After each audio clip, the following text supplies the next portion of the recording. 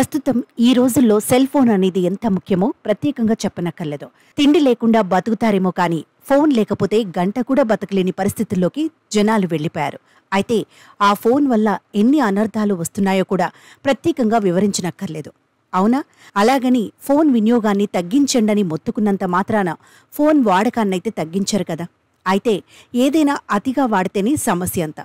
తాజాగా అతిగా ఫోన్లో మాట్లాడటం వల్ల కలిగే అనర్థాలను చైనా పరిశోధకులు కనుగొన్నారు. ఆ ఫలితాలు చూస్తే ఫోన్లో అతి సంభాషణలో ఎంత ప్రమాదమో తేటితెల్లమవుతున్నాయి. వారానికి 30 నిమిషాల కన్నా ఎక్కువసేపు మొబైల్లో మాట్లాడేవారికి అధిక రక్తపోటు వచ్చే అవకాశం 12% పెరగొచ్చని చైనా పరిశోధకులు హెచ్చరిస్తున్నారు. బ్రిటన్లోని బయోబ్యాంక్ నుంచి 37 ఏళ్ల నుంచి 73 ఏళ్ల మధ్య వయసున్న 2 లక్షల మందికి సంబంధించిన డేటాను శాస్త్రవేత్తలు పరిశీలించారు. వారు సెల్ ఫోన్లో ఎంతసేపు మాట్లాడతారో తెలుసుకున్నారు. 12 ఏళ్ల తర్వాత వారిని పరిశీలించినప్పుడు 7% మందిలో అధిక రక్తపోటును గుర్తించారు. వారానికి అరగంట పాటు మాట్లాడేవారికి 12%, 30 నుండి 59 నిమిషాలు ముచ్చటించేవారికి 13%, 1 నుంచి 3 గంటలు మాట్లాడేవారికి 16% మేర అధిక రక్తపోటు ముప్పు పెరగొచ్చని వెల్లడైనట్లు శాస్త్రవేత్తలు తెలిపారు. ఇప్పటికే ప్రపంచవ్యాప్తంగా 10 ఏళ్ల వయసు దాటిన వారిలో 300 మందికి సెల్ ఫోన్లు ఉన్నాయి.